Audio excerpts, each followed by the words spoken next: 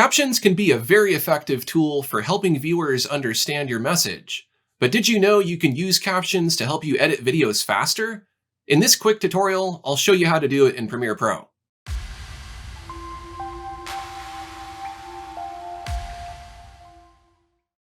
First, I'll give you an overview of the process. I'll automatically transcribe a video. Then I'll use captions to navigate through the video, place footage, and add transitions and markers.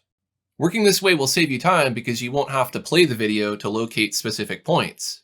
This is a feature I wish I had earlier in my career. I can't count how many times I got frustrated trying to find a specific point in a video. Let's see how easy the process is to use. At a minimum, you'll need a video that has been edited to remove mistakes and pauses in the dialogue.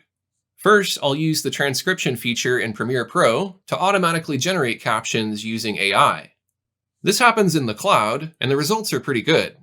I've paid per minute per video for generated captions that are worse than this, so having auto-transcription included with Premiere Pro is a bonus. Typically, you would use this feature to create burned-in captions, but I will be using it in a different way. Therefore, I don't need to spend any time correcting the captions, and I can hide their visibility.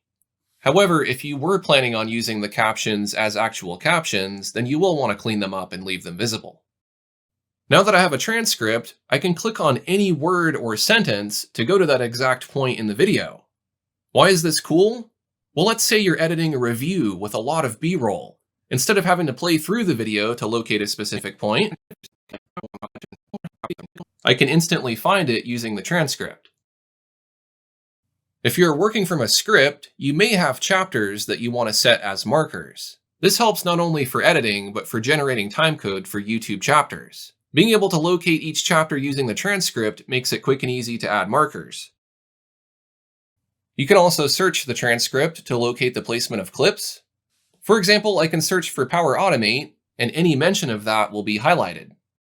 Again, this is more efficient because I don't have to watch the video beforehand in order to mark the start of each clip.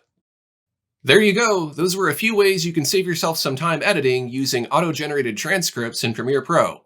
I'm sure you'll find other ways to use it. If you do, share them with us in the comments. If you enjoyed this tutorial, be sure to subscribe and check out some of my other video editing and content creation tutorials. Thanks for watching and stay creative.